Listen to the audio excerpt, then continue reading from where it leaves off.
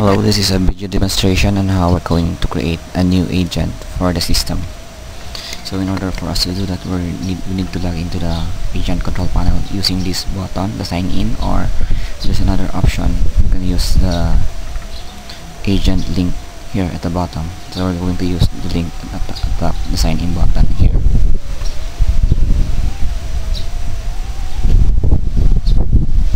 Right now there's a dummy data, so we're going to use the dummy data to access the agent control panel. Username is admin and the password is admin. Hit login. This is how the agent control panel look like. This is the menu. Menus will be displayed in this area, and this is the profile for the agent. We're going to update this one.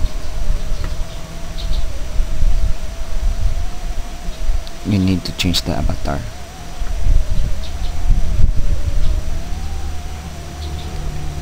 There you go, there is the avatar for the new agent. Upgrade, update na.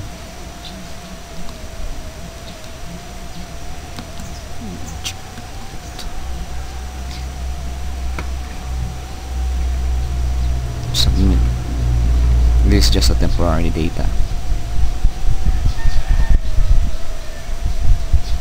There you go, new agent was successfully updated.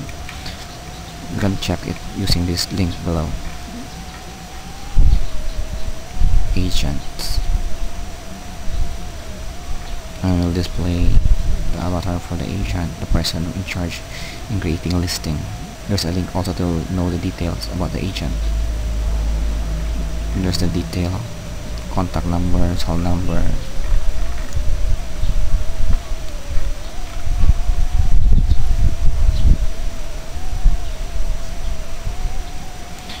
Since we're done updating the agent, we need to log out from the control panel, and in order for us to do that, we need to click the log out button here. Log out. We're now successfully logged out from the system. So that's the demonstration on updating the agent.